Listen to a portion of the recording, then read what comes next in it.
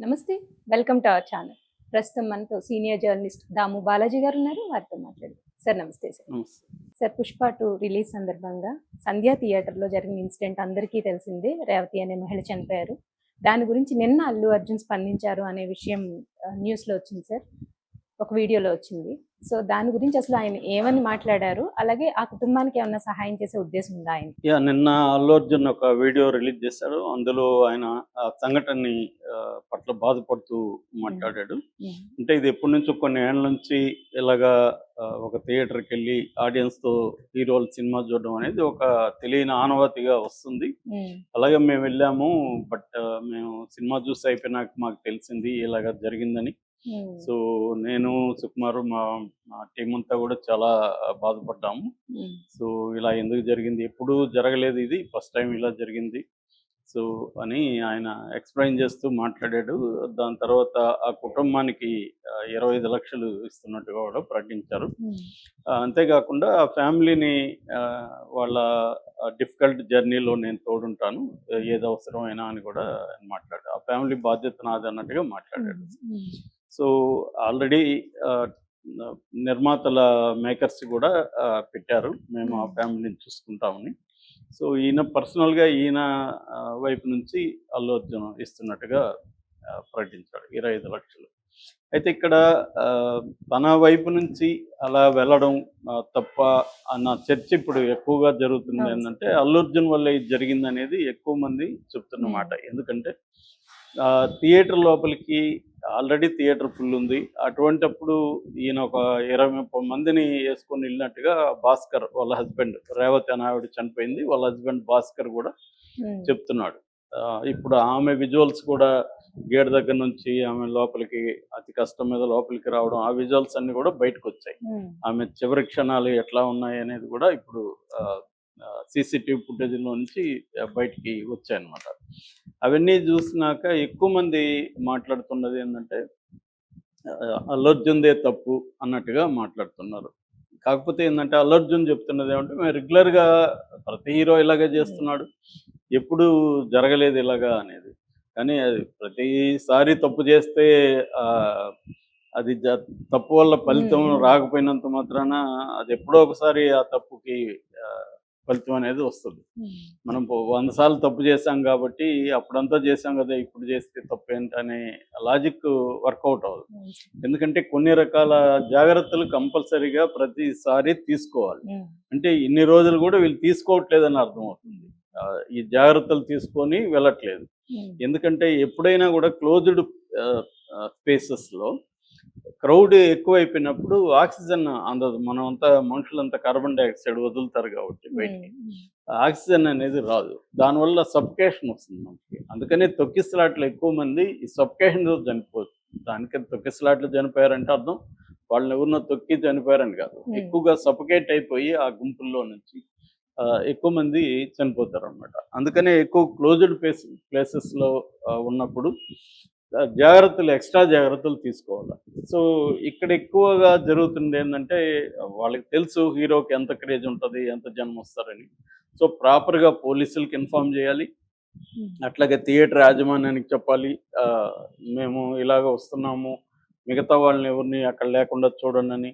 So ఇదంతా plan చేసుకొని వాళ్ళు రావాలి. కానీ వాళ్ళు ఏంటంటే ఒక రిలీజ్ అయిన ఒక ఎగ్జైట్మెంట్ అదంతా ఉన్నప్పుడు వాళ్ళకి ఒక సెక్యూరిటీ మేనేజర్ ఉన్నాడు, అతను చేసి ఉండాలి. ఇప్పుడు అందుకనే సెక్యూరిటీ మేనేజర్ మీద కూడా కేసు పెట్టారు పోలీసు. ఎందుకంటే అతను ప్రాపర్గా పోలీసులకు ఇన్ఫార్మ్ చేయాలి ఎంత క్రౌడ్ రావచ్చు ఏంటని. యాక్చువల్గా అల్లు అర్జున్కి గతంలో కూడా ఆ కేసుని హైకోర్టు కొట్టేసింది. కానీ అప్పుడు కూడా ఇతను వాళ్ళ ఫ్రెండ్ దగ్గరికి నంద్యాల శిల్పా రవిచంద్రారెడ్డి దగ్గరికి వెళ్ళినప్పుడు అప్పుడు కూడా పోలీసులకు ఇన్ఫార్మ్ చేయలేదని పోలీసులు బలయ్యారు. అప్పుడు కూడా అల్లు అర్జున్ది క్లియర్గా తప్పు ఉంది. ఎందుకంటే తను వస్తున్నట్టు పోలీసులకు ఇన్ఫార్మ్ చేయాలి. తన ఫ్రెండ్ దగ్గరికి వెళ్ళినా ఎక్కడికి వెళ్ళినా సెలబ్రిటీస్ అనేవాళ్ళు ఇన్ఫార్మ్ చేయాలి పోలీసులకి. ఎందుకంటే it becomes law and order problem. So అందువల్ల అక్కడ వేలాది మంది అప్పుడు కూడా గుమ్మికూడారు. అది ఎలక్షన్ కోడ్కి వ్యతిరేకం అని చెప్పి అక్కడ దాదాపు 3-4 పోలీసుల్ని ఎలక్షన్ కమిషన్ సస్పెండ్ చేసింది. నిజానికి వాళ్ళకి కూడా రైట్ ఇన్ఫర్మేషన్ లేనప్పుడు వాళ్ళు ఎంతమంది వస్తారు, ఇప్పుడు ఇతను ఎప్పుడు వస్తాడు, ఈ ఇన్ఫర్మేషన్ అంతా అవును సార్. అల్లు అర్జున్ వైపు నుంచి ఇవ్వాలి. సో అది బాధ్యతారహితంగా క్లియర్ కనబడుతుంది. దాని నుంచి అల్లు అర్జున్ కానీ మిగతా హీరోలు కానీ ఇప్పటి నుంచైనా థియేటర్లకు వెళ్ళేటప్పుడు ఈ జాగ్రత్తలు తీసుకోవాల్సిన అవసరం ఉంది. రెండవది ఈ థియేటర్ యాజమాన్యం వాళ్ళకి కూడా కామన్ అయిపోయినప్పుడు దీన్ని అంటే వాళ్ళు చాలా సార్లు థియేటర్లలో ఏంటంటే ఏదన్నా ప్రమాదం జరిగితే ప్రాపర్ మెజర్స్ ముందుగా తీసుకొని ఉండరు వాళ్ళు. ఇక్కడంతా ఏమవుతుందంటే మనం అనేక ప్లేసులు చూస్తూ ఉంటాం. ఎట్లా జనం ఉంటారంటే ఏదన్నా జరిగితే ఏమవుతుందా అనిపిస్తూ ఉంటుంది. ఎందుకంటే ఇక్కడ ఆ, అవినీతి ఇవన్నీ ఉంటాయి కాబట్టి వీళ్ళకి పర్మిషన్లు ఇచ్చేస్తూ ఉంటారు తీసుకునేటప్పుడు. సో దాని తర్వాత ఏదైనా ప్రమాదం జరిగినప్పుడే ఈ చర్చ వస్తూ ఉంటుంది తప్ప ప్రమాదం జరగనన్ని రోజులు అది నడుస్తూనే ఉంటుంది. సో అందుకని ఇప్పుడు ఈ సంఘటన పట్ల గవర్నమెంట్ కూడా ఒక చిన్న విచారణ లాంటిది జరిపించాలి. పోలీసుల విచారణ అనేది సరిపోదు. ఎందుకంటే ఇవన్నీ బిగినింగ్‌లో హడావిడి ఉంటది. మనం అంతా చెప్పుకుంటాం. 4 రోజులు పోయినాక ఇది నీరు గారిపోతుంది. ఎవడు పట్టించుకోడు. ఇప్పుడు మాట్లాడే వాళ్ళందరూ గూడా వాళ్ళకి వేరే ఇష్యూలు వస్తాయి. వేరే దాని మీదకెళ్ళిపోతారు కాబట్టి ఇది పక్కదారి పడుతుంది. అయితే ఇప్పుడు మళ్ళీ అల్లు అర్జున్ మీద కేసు పెడితే మాత్రం ఆయన మీద ఉన్న సెక్షన్‌లో అయితే బిఎన్ఎస్ కింద 105, 118 ఈ 2 సెక్షన్ల కింద పెట్టారు. ఈ 2 సెక్షన్ల కింద 5-10 ఏళ్ళు జైలు శిక్ష పడే అవకాశం ఉంది. ఎందుకంటే ఒకరి మరణానికి కారణమయ్యారు అన్నదే ఆ సెక్షన్ అన్నమాట. హత్య కాదు గానీ మరణానికి దారి తీయడానికి కారణమయ్యారు అన్న దీంట్లో ఈయన మీద థియేటర్ యాజమాన్యం మీద సెక్యూరిటీ మేనేజర్ మీద పెట్టారు. అట్లాగే పోలీసుల వైపు నుంచి ఏమన్నా వైఫల్యం ఉందా అన్న యాంగిల్లో కూడా దీన్ని విచారించాల్సిన అవసరం ఉంది. పోలీసులు అయితే మా దీంట్లో ఏం వైఫల్యం లేదని చెప్తున్నారు. కానీ ఇప్పుడు అటువంటి సంధ్యా థియేటర్ అంటేనే విపరీతమైన క్రౌడ్స్ వస్తారు. పోలీసులు జనరల్గా సెక్యూరిటీ పెడతారు కానీ అది సరిపోదు. సో అల్లు అర్జున్ వచ్చింది మాకు కరెక్ట్గా టైంకి చెప్పలేదని వాళ్ళు చెప్తున్నారు.